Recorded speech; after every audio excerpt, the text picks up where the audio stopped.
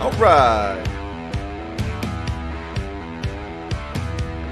Happy Inflation Day, everybody. We are 15 minutes from the September Consumer Price Index, or CPI. It's going to be released by the Bureau of Labor Statistics at 8:30 a.m. Eastern Time. I hope you guys are well. It is really early for me right now. I am not a morning person, as you all know, if you've been following this channel for a while, but it's Inflation Day. Get over it, Jack. We got to do this. Analysts are expecting 8.1% inflation. That's the headline number, which includes food and energy. They're expecting 6.5% core inflation, which is what the Fed likes to do. They like to strip out the more volatile food and energy, and that gives you a better baseline because we all know people don't need to eat or heat their homes, right? And let's see, they're also expecting 0.4% month over month inflation. So those are the expectations. If inflation comes in higher than that, then you can expect markets to head lower. If inflation comes in lower than that, you can expect markets to move higher. And I can tell you, everybody in the world right now is watching this data. Everybody in the world of finance, this is the biggest news in the world today because everybody wants the Fed to stop what they're doing. The Federal Reserve is raising interest rates and they're doing this quantitative tightening. That is causing problems in the bond markets and the debt markets. It's causing liquidity squeezes. So everybody has been screaming, and everybody meaning all the easy money enthusiasts around the world, the Keynesian economists, people in other countries that need easy money from America in order to prop up their own economies. They all want the Fed to stop. Well, the Fed has said we're not going to stop because the Fed has a dual mandate. They got two jobs. Right now, they suck at both. Their two jobs are price stability, i.e. controlling inflation, and maintaining full employment. And although unemployment is very low right now, the economy is not providing enough workers to fill the jobs that are in demand right now. People have left the workforce, mostly because nothing pays enough. The jobs that are available are not the jobs people want. They're not jobs that can support somebody. So we have dysfunction in the labor market right now. So the Fed is trying to fight inflation. They're trying to bring prices down, mainly by squeezing the economy, by choking off the flow of money. And so far, it hasn't really been working. We've had a lot of comments from the Fed in the last couple of days that they haven't really seen any progress on inflation. Now, we have had 2 consecutive months of lower CPI. CPI peaked in August, which was the July print, at 9.1. And then since then, we've come down. We've had 8.5 and then 8.3 last month.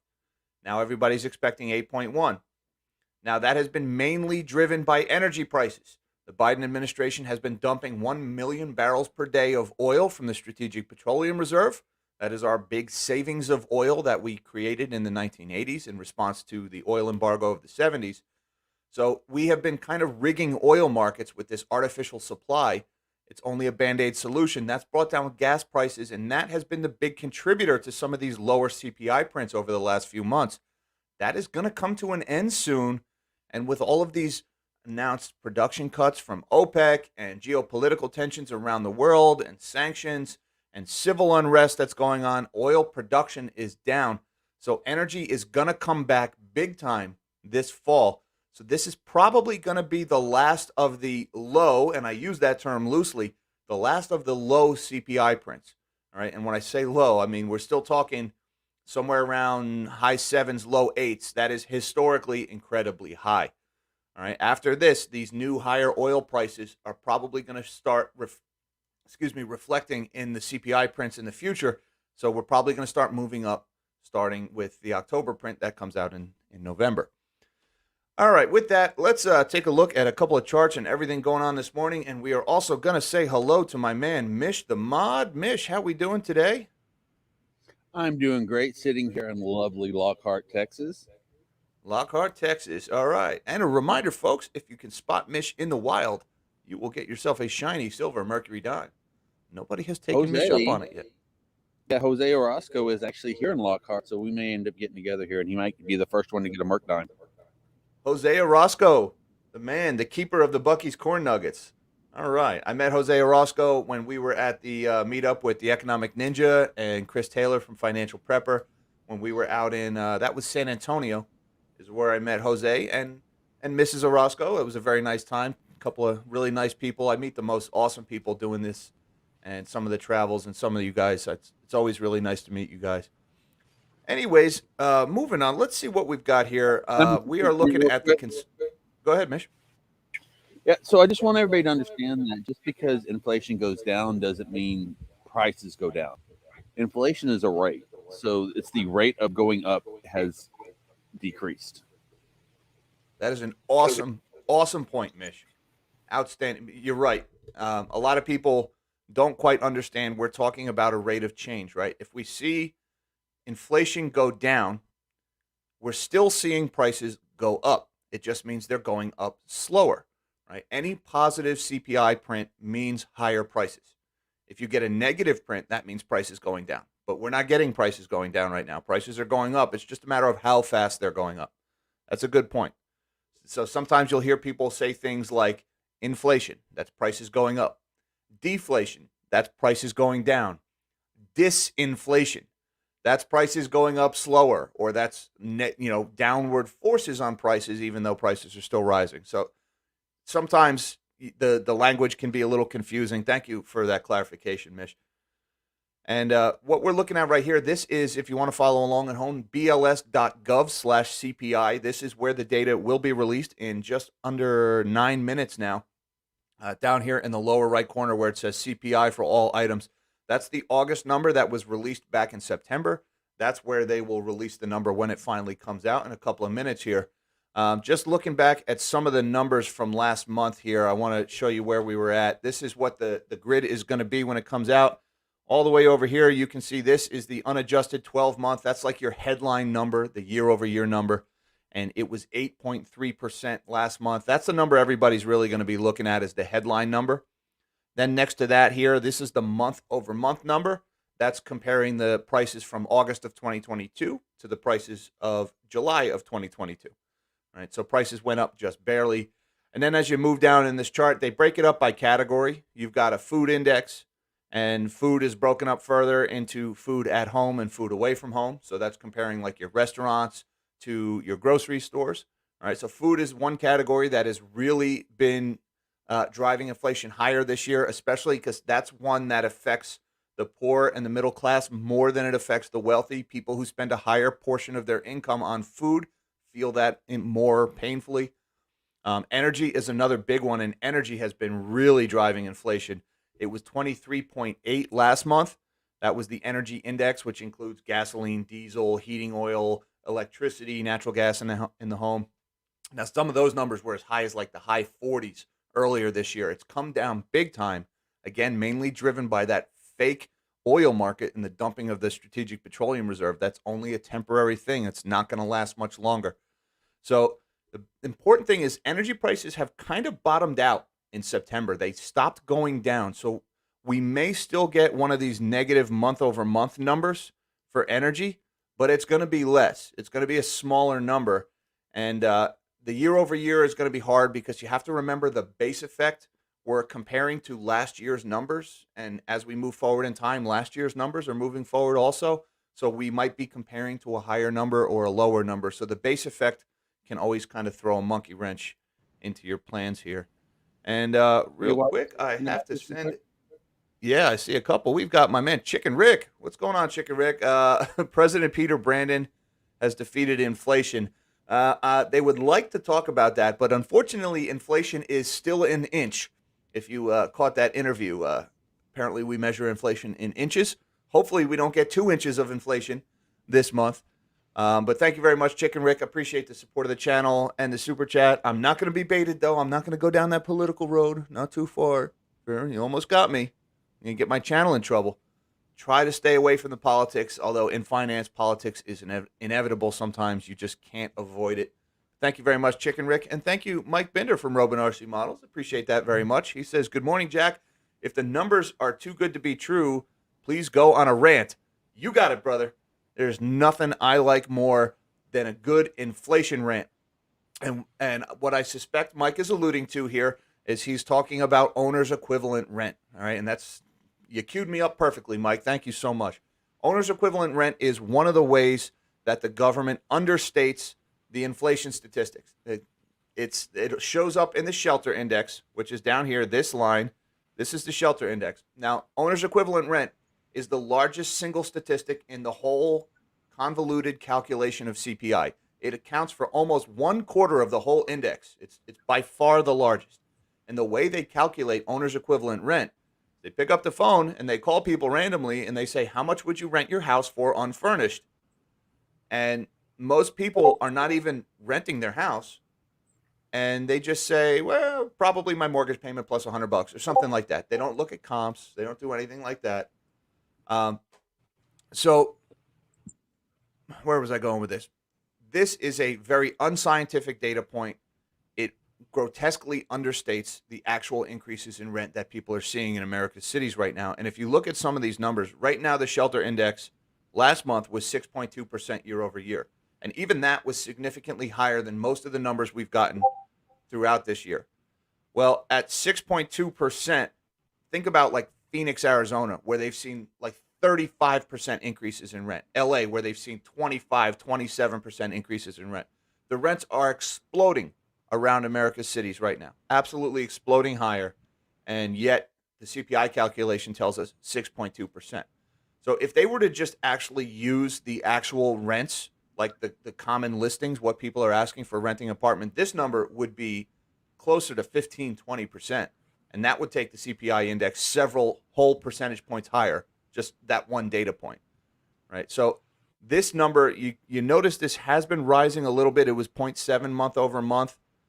So this is kind of the wild card in this race. A lot of people are expecting a lower print this month, but if this one rises, this could bring the number much higher. And let's talk about that. Thanks again, Mike. I appreciate the support of the channel, sir, and everything you do.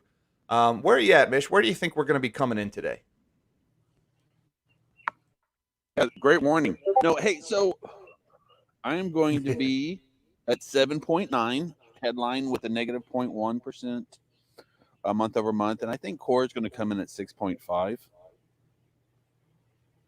All right. So Mish has got 7.9% headline. That's your upper right-hand corner number there, where the 8.3 is right now. I'm at 8.1 for that one. All right. I'm right there with the analysts. And Mish and I were just talking before we started this stream. I was at 8.1 before all the analysts came out. I just kind of figured that's where we'd be. Month over month, I'm going to go with flat month over month. Flat to positive 0.1. And if energy you have stops 8.1, going. it is going to be a positive 0.1. Zero should be 8.0. No, that's excellent. And mainly driven by energy. Energy didn't really go down in September. It was flat month over month. And I think you've got a lot of other things are still getting more expensive as the energy has been coming down and going flat. And that's why I think the core will come in 6.7. I think core is going to surprise people. And that is inflation expectations. That's people thinking things are going to get more expensive, changing their spending patterns, and therefore it makes things more expensive. So I expect a higher core number, and that's what I think is going to freak out the Fed if we get that higher core number. And I'm seeing a lot of numbers coming in right now. I got Mark the Silver Shark says, whoa, 8.7. I tell you what, markets would dump 1,000 points like within an hour if it came in that high, Mark the Silver Shark. That is a bold call, Cotton. We'll see if it pays off for him. We are about 2 minutes away. 2-minute warning. Thank you, Mish. We are 2 minutes away. I just want to take a real quick trip through the indexes. Right now, stocks are set to open a little bit higher. The S&P looks like it's up about 49 pre-market, or about 1.35%. The Dow is up 330 points right now, or 1.1%. And the NASDAQ leading the way, 1.2% higher, or 130 points. So far, it seems like stocks have got wind of something they like in this report. The DXY is lower. You would expect a lower DXY if we get a lower inflation print, because people are worried about what the Fed is going to do. If the Fed is going to hike further, that would further strengthen the dollar. So that would send the US DXY higher. That's the US dollar compared to other currencies. What do you got, Mish? 30-second warning. 30-second warning. Thank you. And I am just over here. I'm going to refresh my window. Still showing the August data. Nothing yet here. Okay, real quick. Also, we're going to keep an eye on oil prices. Oil prices down right now. That's interesting to see a big step change down in oil. If we get a higher inflation print and a tighter Fed, we could actually see oil prices coming down because that would mean a big strengthening in the DXY or in the dollar, which would lower oil prices. And Miss High, Miss High. that's high. No, they missed. It missed high. CPI is Okay, high. I'm still not seeing it. I am refreshing. What are you seeing, Mish?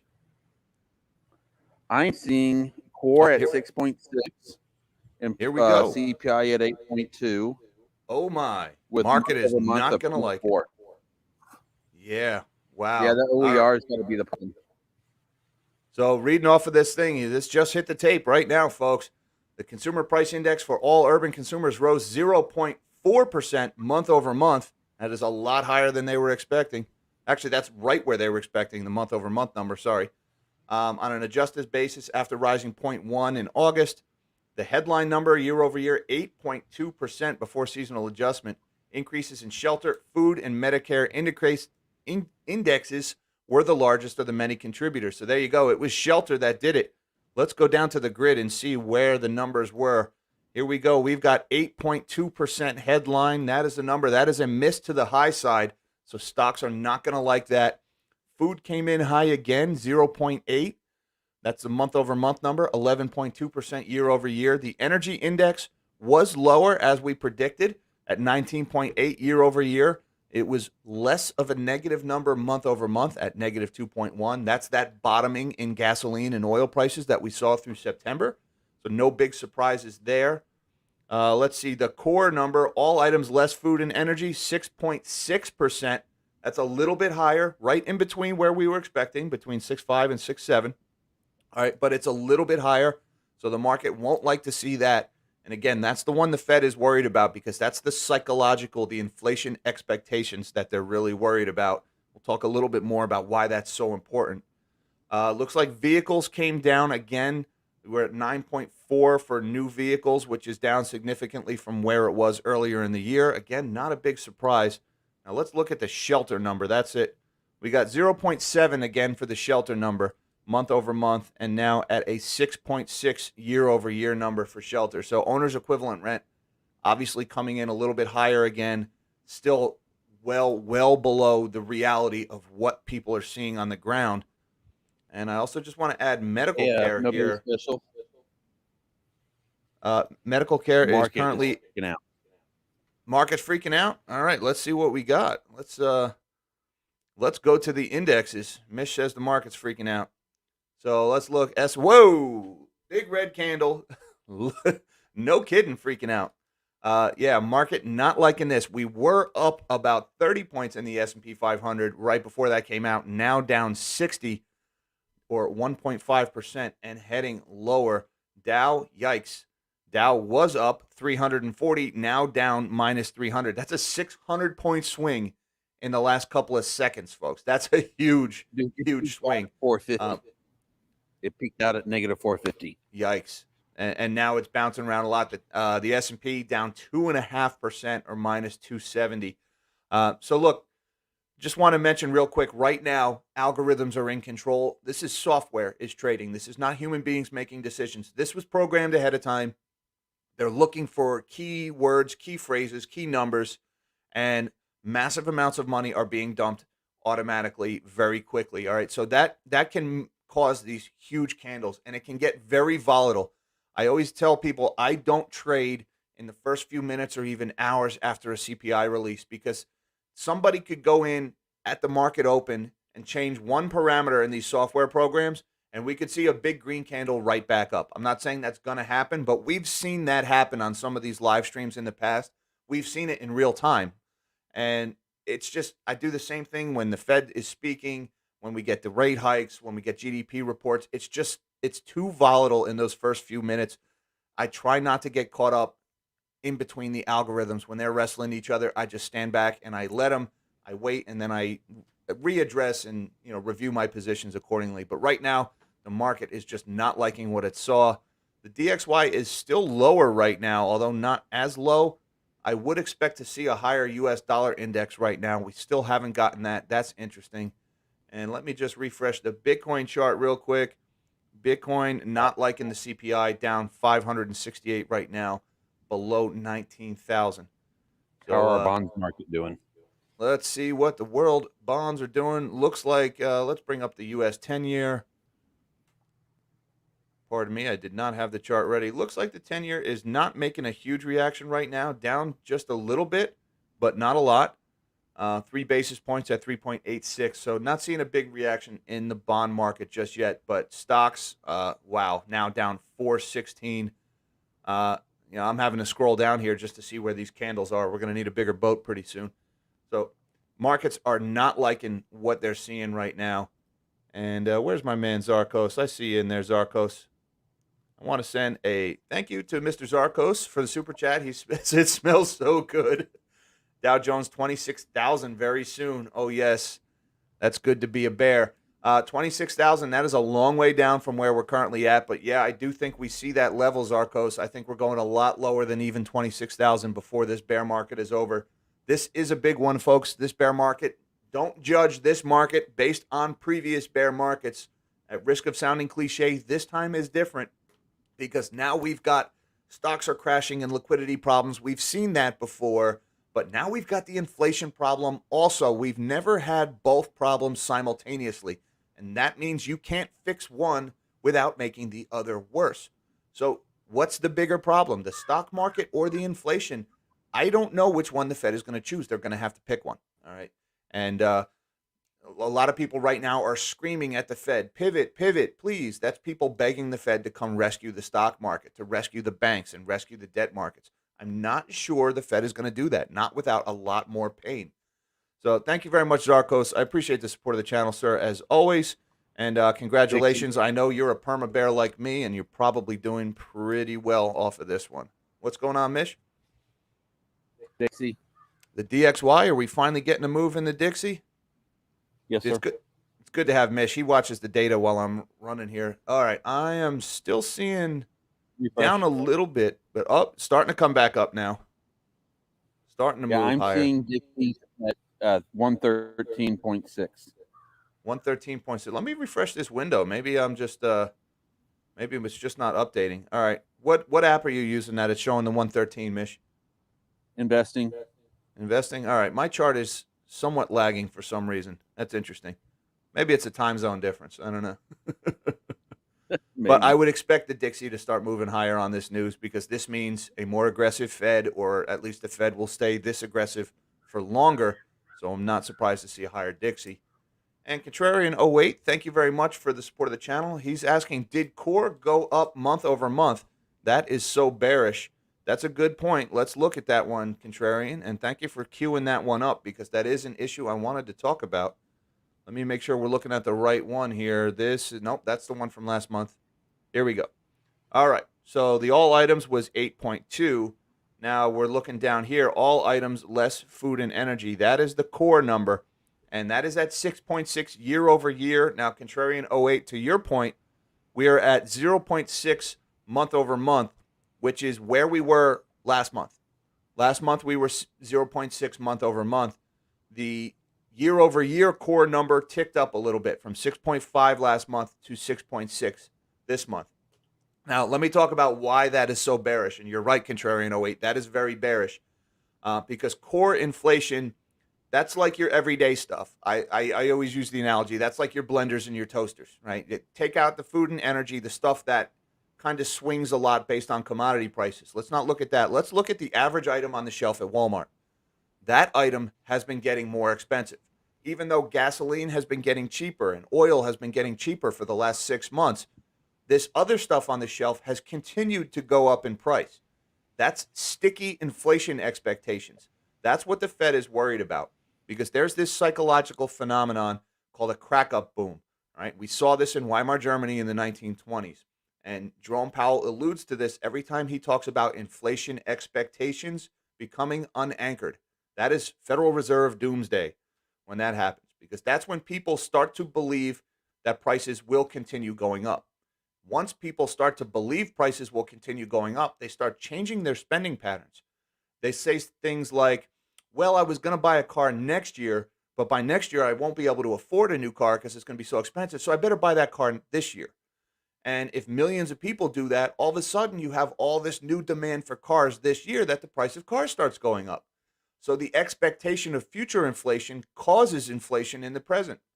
And what it does is sometimes that can turn into a feedback loop where it just makes the problem worse and worse and worse. And you get a stampede for the exits out of dollars. Everybody is just in a hurry to dump their currency and buy as much stuff as they can before their money becomes worthless.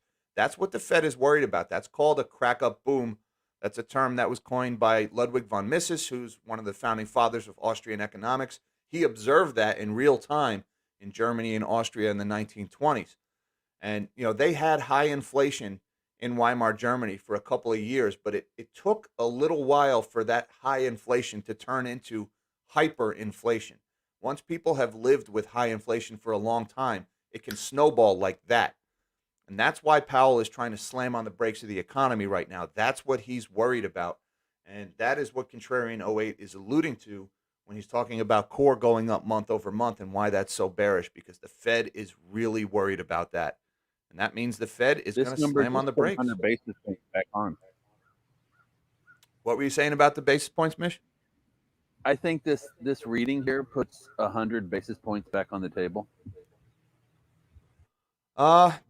That's interesting. I think you'll probably see, you'll get like dot plots and they'll start taking bets on the chances and the likelihoods. You'll probably see an outside chance at a 100 basis point rate hike. I don't think personally, I don't think we'll get the 100 basis point rate hike. We will get chatter about a 100 basis point rate hike for sure. But what I think we're probably going to see is more sustained 75 point hikes, right? Like 75 this month was pretty much baked in the cake. They were going to do that no matter what. 75 next month? Well, now, yeah. A few hours ago or a few minutes ago, maybe not. No, I think 75 is a conclusion at this point. But I would like to point out that the bonds are starting to move and the 10-year is about to bust 4 again. Oh, boy. So it's on up 12 basis points in the last half hour. Oh, yeah. There's the big move in the 10-year. Right around 4%, 3.99 on the 10-year bond. So U.S. bonds, that is U.S. debt, that's borrowing costs getting more expensive. That's mortgages, car loans getting more expensive. So that's important. And you know what else we want to watch is overseas world bonds, because right here, the U.K., well, their bonds aren't really moving, but they're down by a lot less than they were a few minutes ago. The borrowing costs overseas. And let's talk about this, because right now I'm seeing the British pound against the U.S. dollar is falling pretty fast.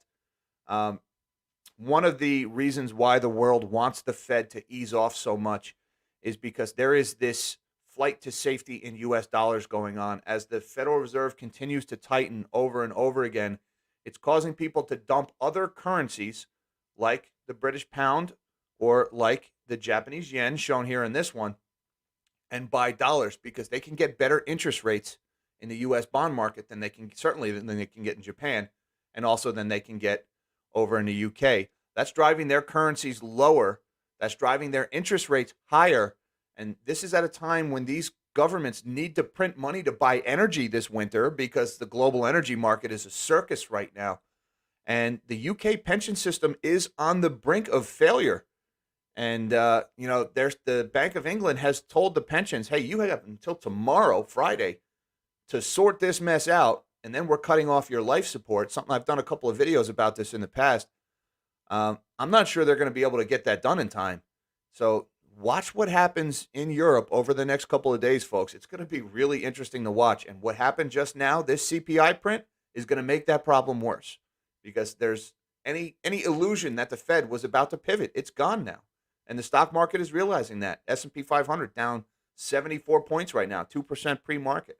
The Dow is now down 483. By the way, Mish, we might have to do a spontaneous 1,000-point down live stream today. So just mentioning that. NASDAQ down. I was just actually thinking about that. Yeah. By the way, if you're new to the channel, We always live stream CPI reports. We do 2 weekly live streams, Tuesday mornings and Friday afternoons. We also live stream press conferences at the Fed.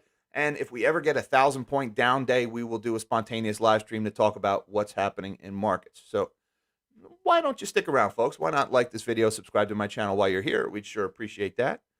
And thank you, Steve Voitis, for your super chat, sir. Appreciate the support of the channel. He says, interest rate effects not fully affecting the consumer yet. I agree. The consumer hasn't felt it yet. Could we retest the March 2020 market lows with Fed hikes continuing? Yes. Absolutely yes. Yes. Abso-freaking-lutely. 100%. Yep. Now, and let me just tell you just how bad, because I was looking at this chart. It was also Jose Orozco mentioned it the other day. This consumer credit chart over at the Federal Reserve. Let me bring this one up, because right now people are not cutting back their spending. What they're doing is they're putting it on the credit card. And, well, you can't always do that forever. Let me see if I can find this chart. Total consumer, owned credit, owned and secured. Nope, that's the wrong chart. Bear with me, folks. I'm going to find it.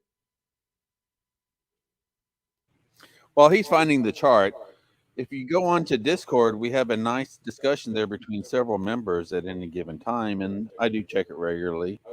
I would also like to congratulate M&J, the new Discord moderator that's going to help me out. Well, thank you, M&J. Thank you, M&J, for helping out on Discord. Thank you, everybody who throws information in Discord. I'm not always on Discord because it's just too many things I got to watch. Too many messages come in every day. But that information that goes into Discord does make it to me, because Mish is constantly patrolling through there and seeing stuff, and he's sending me links all the time. So just because you maybe don't see me in there, don't think that information isn't getting through. That Discord channel is a great resource. It really does help the channel out a lot. I have this little intelligence network that has sprung up around the channel. I couldn't find that chart off the top. I should have had it already. But what's going on right now is people are paying for the cost of inflation with credit cards. All right, food goes up, fuel goes up. They're putting it on the card. Well, that bird will come home to roost. You can only do that for so many months until the credit cards cut you off. And now that's what's been happening. And yeah, when you're saying it's not fully affecting the consumer yet, Steve, that's what that is, because the consumer is still spending. He's just spending borrowed money. Sooner or later, that will cut off, and that's going to hit GDP hard. And you're right. Those March 2020 lows, I really do think we're going to retest those. Absolutely. So, people are like, oh, we're already down so much. How much lower can we go? We can go a lot lower, folks. Where we're at right now, we're at it like an all-time high right before 2020, right before the unfortunate health situation that happened in early 2020. Our current levels would be considered an all-time high. So we can go a lot lower. We're talking about the busting of a 50-year debt bubble right now. So yeah, this could blow up really bad. It could go sideways in a hurry. And thank you very much, Zarkos, for your support of the channel again, sir. I appreciate that. He says, bye, going back to watching Netflix. Markets are crashing as expected. See you next live video with markets cratering even lower and more money in my pockets. Such an easy market to make money. Well, Zarkos, I'm glad you're doing well, brother. I know you've been shorting the indexes, and another champagne bath is in order for Zarkos. Thanks for that visual, by the way, buddy. Enjoy Netflix. Might I recommend Margin Call? I think Margin Call is still on Netflix. That is a great movie, and I kind of feel like when we get these prints, it's still dark outside where I am. Sun's just starting to come up.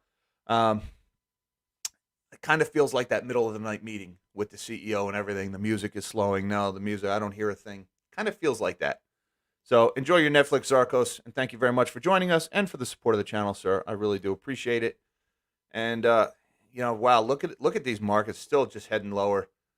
I mean, slowing down a little bit, but now 3,500. Well, I'm sorry, these are futures numbers, so don't go by the headline number here. But the move is why I show these. Down 76, 2.1% in the S&P. Dow's now down 522 or 1.8%, still heading lower. Nasdaq down. What are you down? Nasdaq 318 or 2.95%, just barely off the lows. Markets really don't like this inflation report, folks. They really don't like it.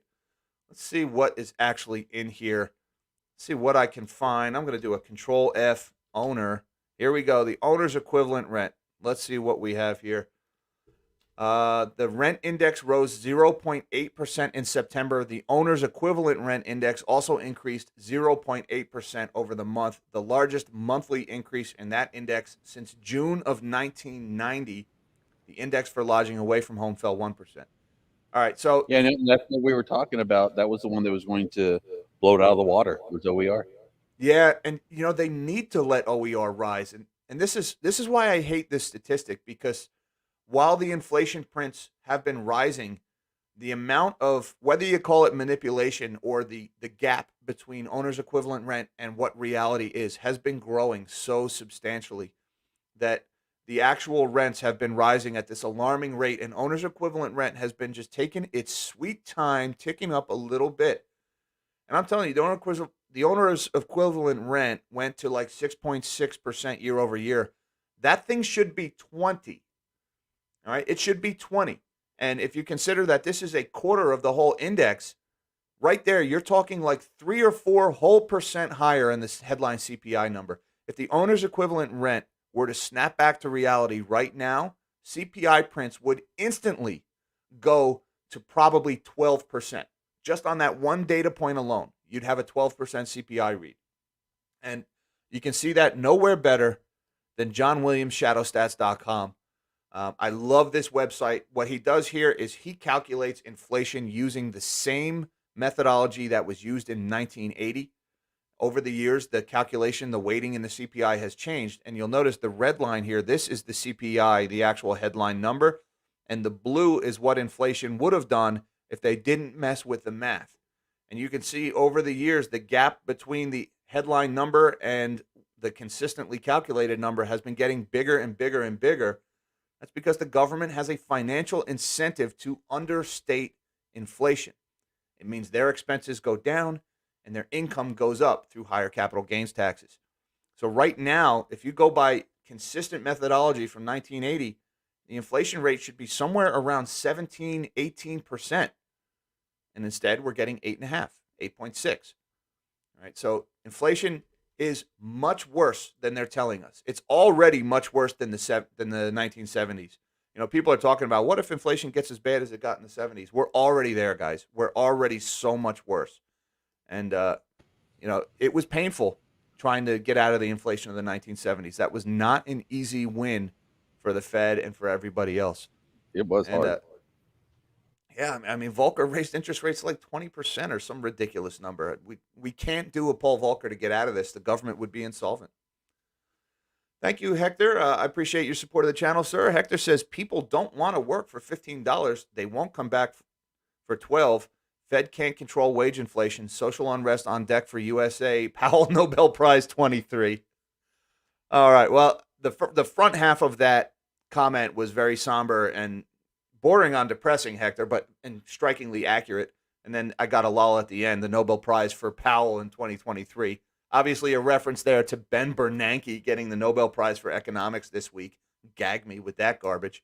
But, it's a good point, Hector. People not going to work for $15 or for 12, and the Fed can't control it. The Fed is worried about wages rising right now and wage spiral inflation. And they worry that if people start making more money, they're going to go spend more money, and that will cause inflation because people have more money, they spend it.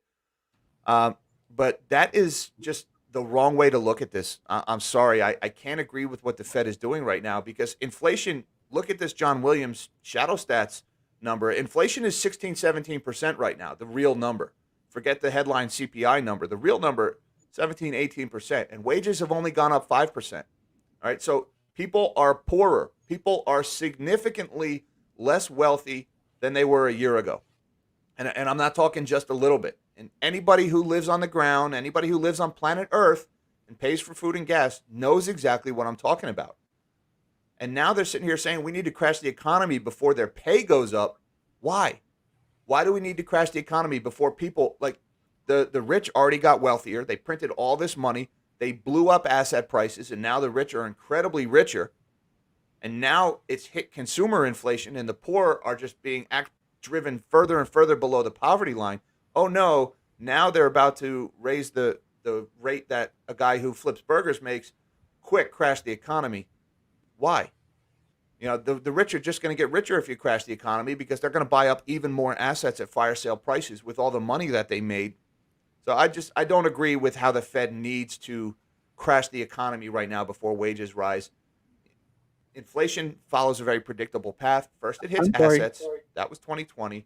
I'll be right there, Mish. Then it gets to consumer prices, which is where we're at now. The last thing to rise is wages. And now they're trying to slam on the brakes right before the wages rise. I don't agree with it. You need to let people's income rise along with it. What do you got, Mish? So you are backing up on super chats, but I thought I heard you invoke Dr. Phillips. Almost invoked Dr. Phillips, but I stopped short of it. Mish is referring to the Phillips curve, which is a favorite of Keynesian economics, which is it basically implies an inverse relationship between unemployment and inflation. And the Phillips curve theorizes that you cannot have high unemployment and high inflation at the same time. The 1970s proved that was not correct.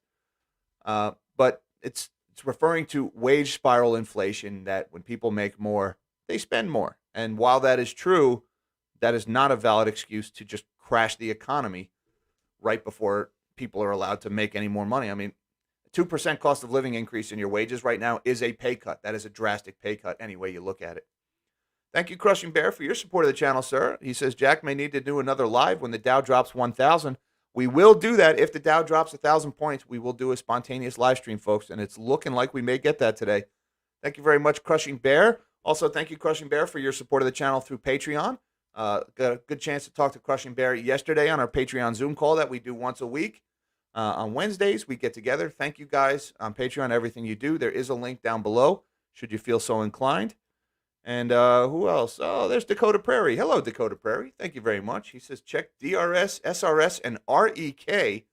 I'm guessing those are all real estate investment trusts. He says, real estate meltdown has become.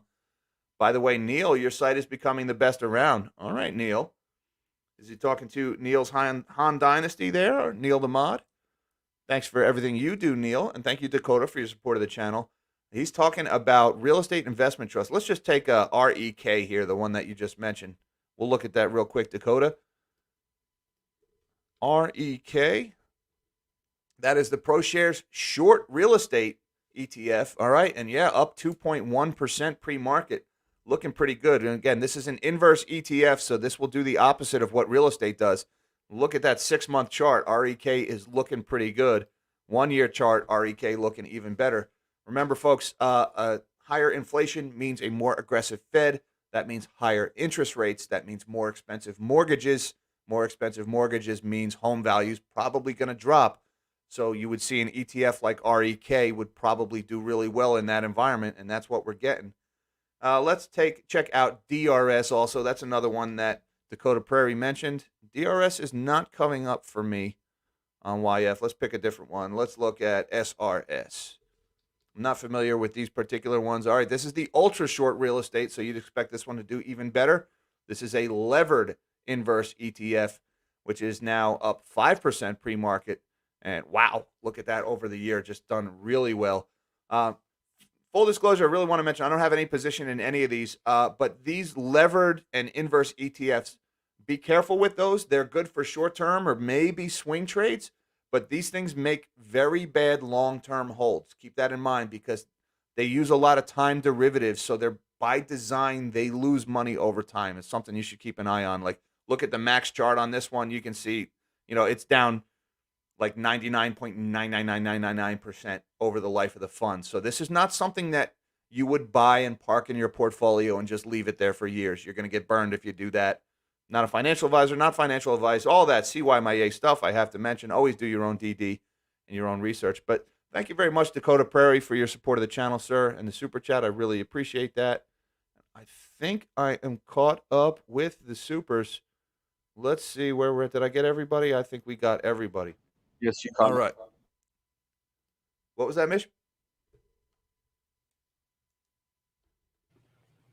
No, Bobby. No, you're all caught up. All caught up. All right. Thank you very much, sir. Yeah, so we stopped going through the actual table of changes to go look at the market. So we've not actually done that. We looked at a couple of these. Let's see where we talked about owner's equivalent. Let's look at medical real quick. The medical care index rose 0.8 in September after rising 0.7 in August. So healthcare is getting more expensive. Not hardly breaking news there. The index for physician services increased 0.5% over the month, while the index for hospital services increased zero point 0.1 and prescriptions fell zero point 0.1 in September. That's interesting. Index for motor vehicle insurance rose. Let's see, what went down this month? The index, a few indexes declined, including the index for used cars and trucks. Not surprised. People just can't afford car prices anymore. They certainly can't afford car payments.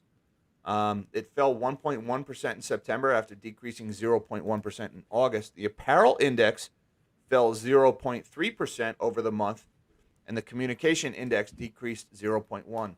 So apparel is interesting. Um, that's people are spending all their money on food, and they're spending all their money on rent and oil and gas, and there's nothing left over for clothes at the end of the month. And that's interesting that you'd see apparel because, watch out for your Nike stocks, for your Under Armours, your Lululemon, stuff like that, Gap, a lot of the clothing retailers, not a space I would want to be in right now. That also means probably looking at some nice discounts this Christmas season if you do have any money left over at the end of the month, because I'm seeing a lot of talk about rising inventories among retailers. And the fact that apparel is not selling, that's one of those categories where the inventory has just been piling up. So you're going to see a lot of big markdowns in the coming months. Stuff's going to go on sale, folks. What you're looking at is David Morgan was on my channel a couple of weeks ago. He said it, more expensive needs and less expensive wants. That's probably going to be the way of things for a while. You're going to see price cuts on flat screen TVs, price cuts on expensive phones, but at the same time, you're going to see food and gas and rent are going to continue rising. So just not a great place to be economically. Let's see, do we get any other big numbers here? Transportation services, 14.6 year over year. That's a pretty big change. That's your fuel costs, obviously, are playing a big role in that one. Other than that, I didn't really see anything that really jumped out at me in this report. Energy was down as I expected. Not as well, energy wasn't down. Energy was up significantly less, which is not a surprise. And I just want to emphasize, energy is coming back, folks. It's not, we're look at this oil chart. Let me show you this oil chart over 6 months. All right, this is why energy is coming back. All right, yeah, it's down for the last couple of days, but we found a bottom in September. All right, oil bottomed, gasoline bottomed, natural gas is in the process of finding a bottom. And now that we're talking about production cuts, these numbers are going to go higher, folks. And that means the only reason CPI has been lower, the lower energy prices, that's going away. And I've been saying it for months on my channel here. Higher CPI prints are coming. Inflation is going to blow out this fall and especially this winter. Keep in mind, it's going to get cold in Europe soon. And when it gets cold in Europe, they're going to do what Keynesians always do. They're going to try to print euros to buy their way out of an energy crisis. And it's not going to work because you can't print natural gas. And that's going to spill over to here. When the inflation runs away in Europe, it's going to spill over into the States. It's going to cause higher CPI prints here, but it's also going to cause less manufacturing in Europe. And Europe is one of the biggest manufacturing centers in the world. It's something like 15% of global manufacturing is in Europe. So they're going to have to shut down a lot of that. They just won't be able to pay for the power to run those factories. That means fewer items on the shelf. Fewer items on the shelf means the price of what's left goes up. So we're going to see supply side inflation because of the shutdown of manufacturing in Europe. We're going to see that in fertilizer. We're going to see that in food production. We're going to see that in machinery, in engine parts, all the things that are made in Europe. It's going to hurt, folks. So inflation is not done. It's going to come ripping back this fall and this winter. It's going to be a rough couple of months. Let's just put it that way. All right, guys, let's take one last trip through the indexes here. We are a half hour away from market opening. We're not going to make it that long. Looks like we maybe caught our breath a little bit right now. The S&P is now down 70 points or 1.98%, just barely off its lows, catching its breath at the moment. Hopefully it stays there. The Dow is now currently down 465, again, just off its lows. It was down over 500 a few minutes ago, or negative 1.63%. And the NASDAQ is currently down 300, or negative 2.8%, just barely off its lows for the day. The U.S. dollar index I'm showing at 113.67 is now higher by about 36 basis points, or a third of a percent. It's a pretty sizable move in the dollar, which probably means that the pound and the yen are heading lower. Actually, the pound is a little bit higher right now, but not by much, probably heading lower on the day. And the yen is heading lower again as well, at currently at 0.67. That is cents Yen's on the getting dollar. crushed. What's that now? The yen's getting crushed. Yeah, the yen is having a rough day. And look, the yen is just. Let me zoom out a little bit here. The yen has just had a rough year, folks. Down over a quarter of its value over the course of this year, and that's yield curve control. When you get interventionist central banks and they run away like they're doing, that's what you get, folks. It causes problems. You can't mess Make sure with you go to something. the U.S. bond market. It's spiking again. Bond market spiking again. Let's see what we have. Let's go to the U.S. 10-year. Yep, currently over 4% at 4.03, now up 13 basis points. And this is the bond market saying, yeah, the Fed is probably going to keep tightening for a while. So debt is getting more expensive. This is not good for companies that don't make a lot of money, companies that are dependent on the debt market for survival. So this could lead to higher unemployment. This could lead to more foreclosures, defaults on car loans, things like that. And let's see, it looks like yields are up across the board in the U.S. right now. Just about everything is up over 4%. You got to go all the way to the 3-month before you get below 4%. And real quick, I saw one super that I missed here. Mr. J.J. Watt. Thank you, J.J., for the support of the channel. He says, would banks write off low fixed-rate mortgages if inflation skyrockets, or would they be able to call for the loan to be paid off early? No, they can't call for the loan to be paid off early. That's banks aren't allowed to do that. That's one of the things that contributed to the collapse in the 1920s here in the States. They can't just call the mortgage. 30-year fixed rate is a fixed rate. What's happening is the banks bundle those mortgages up into mortgage-backed securities, and they sell them into the MBS market and the bond market. And if we get higher inflation, if interest rates move higher, that means those bond prices move lower, which means the banks will lose money when they sell those loans off their books. Remember, the correlation between bonds, prices, and interest rates, higher rates means lower prices. So, with these fixed rate loans, consider that basically a bond. As interest rates are rising, the value of that mortgage for whoever's holding it is going down. And the banks don't always keep those on their books. They package them up into mortgages and they sell them. Who do they sell them to? You. They sell them to your 401k, your IRA, your pension fund. So ultimately, this just means these higher rates, more trouble in the bond market. But no, your mortgage is safe. You're not going to get a phone call from the bank that says, we changed our mind. You have to pay off your $300,000 mortgage now instead of 30 years from now. It doesn't work like that. So at least not here in the States. I'm seeing a dollar sign, not a euro there. Now, one thing I want to caution here, it would be a similar effect to the banks calling the mortgage. But in the UK, mortgages are adjustable rate. That's a big deal.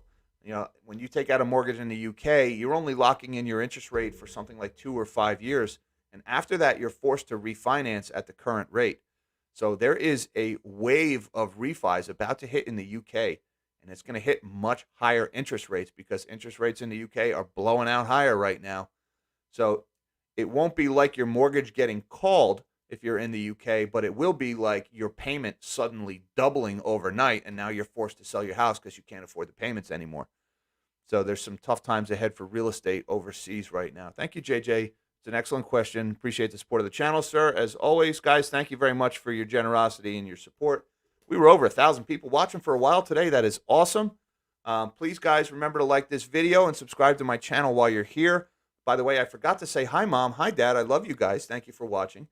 And also, again, thank you to all my Patreon supporters. You guys are awesome. Thank you for everything you do for the channel. There is a link down below. Should you feel so inclined, me and the Patreon folks, we get together once a week for a Zoom call, and we do a little Q&A. That's always a good time. And, Mish, you got anything you want to add? Remember, find me in a while, get a mark. Find you in a while, get a merc.